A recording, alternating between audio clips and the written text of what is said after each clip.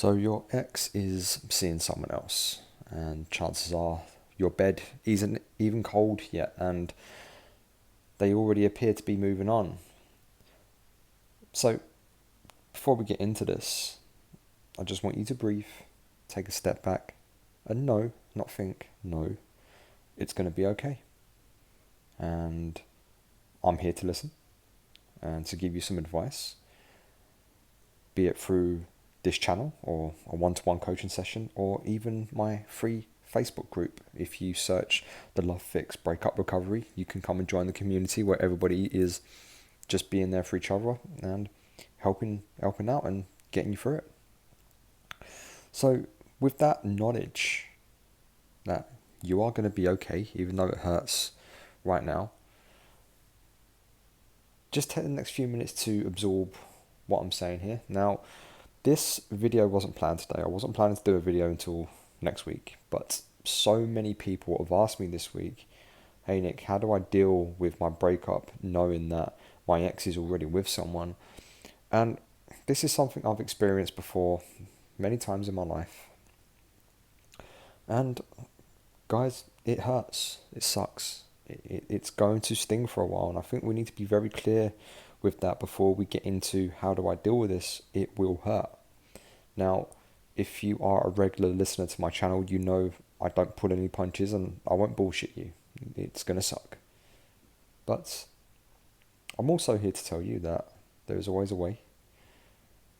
There are people out there that have gone through this, that are going through this, and it will be fine. And I fully appreciate that I'm probably talking a lot of shit right now because this isn't scripted. It's just I'm having a conversation with this community because I want you to be okay. So with that said, the first thing I'm going to do right now is to keep you accountable, is to check you. And that is to say, how do you have this information? Now, I do appreciate that you may have heard this from a third party who you didn't want to hear anything from, you didn't invite this information, but I do know that a lot of you are getting this information through social media, and if you are doing that, I'm going to encourage you to stop right now. I'm going to encourage you to unfollow them. I'm going to encourage you to tell your friends and family not to give you any information about your ex. And if you are doing the social media stalking right now, this is not healthy behavior. I'm not judging you at all, but it's not healthy behavior. And healthy behavior isn't going to help you become healthy. So you need to stop. And it's just, let's put it this way, 15 years ago, or maybe 20 years ago now, I don't know how long it's been, social media didn't exist. We didn't have this stream of information available to us. So let's try and get back to that mindset of this information is not available to me, so I'm not interested. And that being said, when you are going for a breakup, you should be too focused on yourself to be worried about what your ex is getting up to. And I do appreciate that that is easier said than done. At the moment, you're in your feelings and it's okay. It's okay to feel how you feel right now. And as I've said so many times, it's meant to hurt. It's okay. But we do have a responsibility to ourselves. Now, imagine if someone mugged you. Now, you didn't ask to be mugged. They didn't hurt you. They just took your phone or your wallet or your purse or whatever.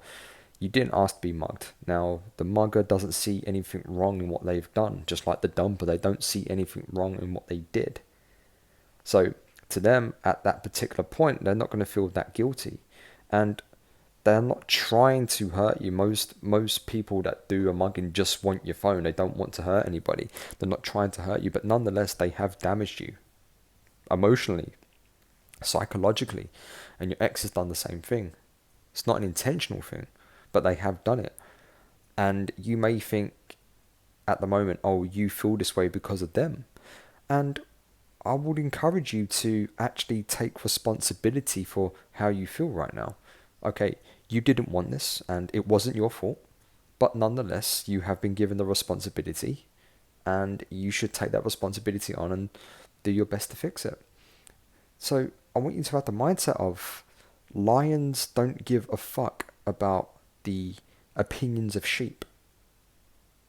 So be the lion. Be the lion walking around not giving a fuck about what anybody thinks. And if you can do that, you will find that your mentality around breakups and this kind of trauma will start to change. I'm not saying that your pain will instantly go away overnight. No, it's going to take a long time. Especially the longer you've been with someone, it will probably take longer. If you've been with someone for more than a year, you're probably looking at a year to get back to normal. And that's just the way it is. Maybe that's a bit of a blanket statement, and some people recover quicker than others, and that's totally fine. But always remember, people are not you. You're not me. I'm not you. I might recover quicker. I might recover slower. Ultimately, it's my responsibility. But getting back to the Facebook thing and the Instagram and whatever other social media, when a lot of people say to me, "Oh, they look so happy on Facebook," or "I found them on Bumble or Hinge or Tinder already." Well, if you found them on Bumble, Tinder or Hinge already, you're on there yourself, so they're not doing anything wrong if they're choosing to look elsewhere. So I don't want you to think of this as that your ex has done anything wrong, unless they've been cheating or abusive. Then yeah, fuck them, jug them on. Don't waste another thought on these people. But if it was just like let's say a standard breakup, and you're on dating apps, and then you find your ex, it's a bit silly to get upset about doing the very thing that you're upset with your ex for doing.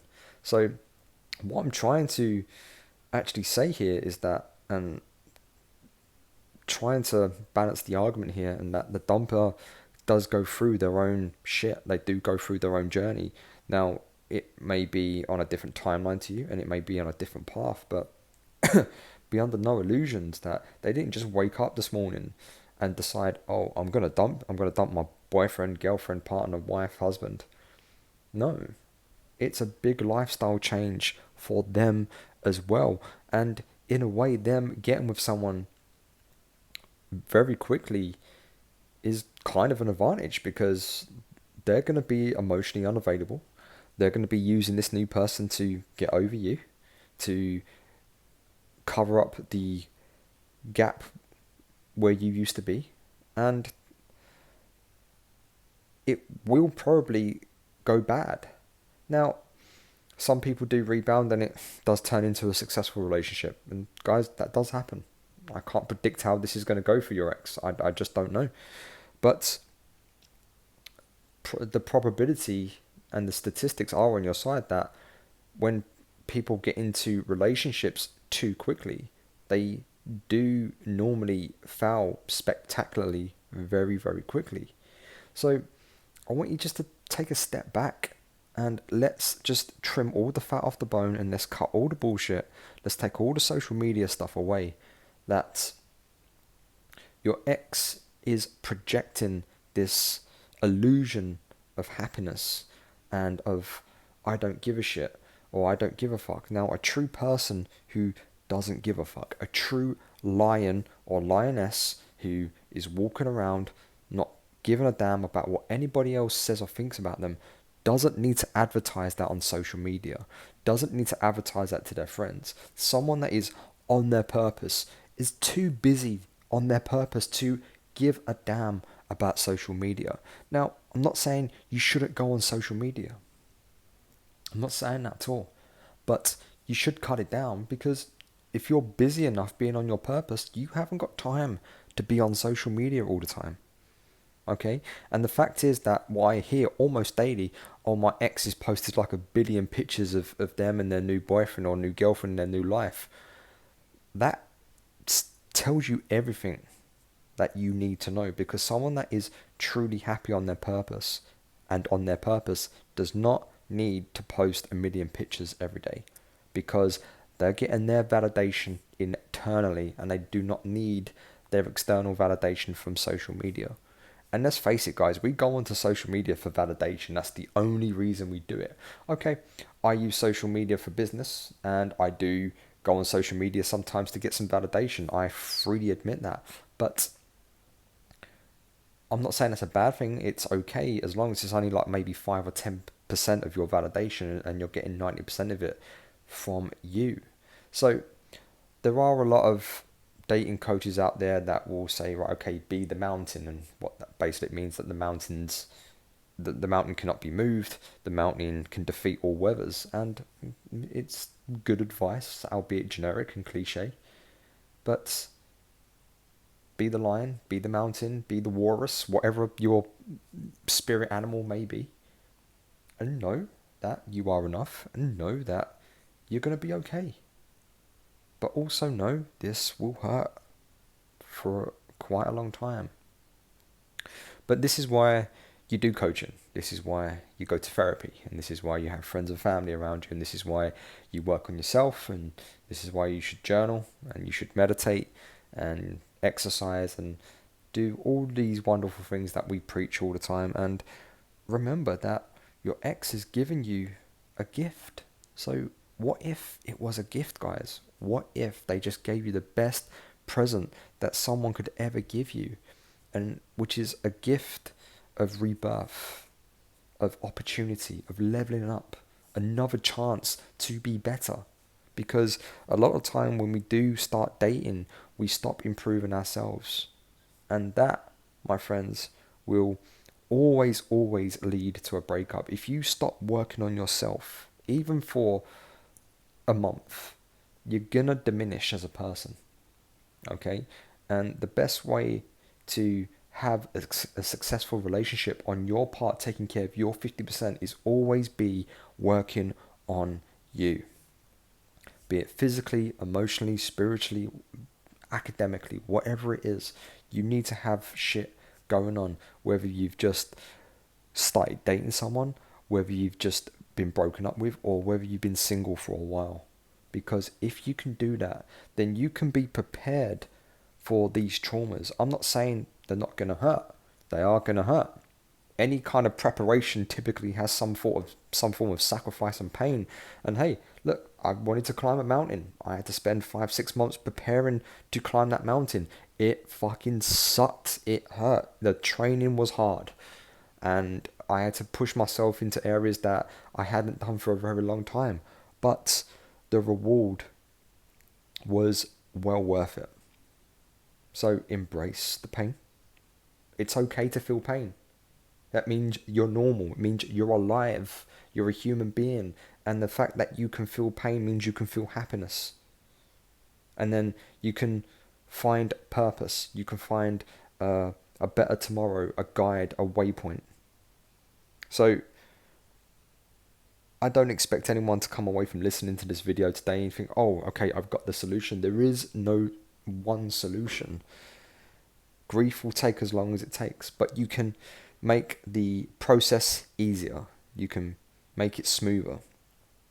You can do things every day that will just take the edge off it. And no, I'm not talking about drinking yourself into oblivion or taking drugs. You know, you can maybe allow that for the first week or month of a breakup, but once you've got that out of your system, get on your purpose. Because I always had this in my head, and I've had this my whole life, throughout my entire dating history. What if I bumped into my ex tomorrow? Yeah, even an ex from 10 years ago.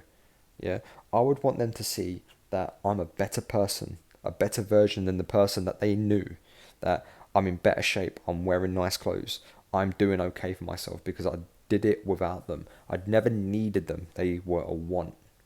And that's what I have in my head. And this is what I try to do and how I try to be. Now, yeah, sometimes it will beat you. But it's okay. Always tell yourself, it's okay. Just take a step back.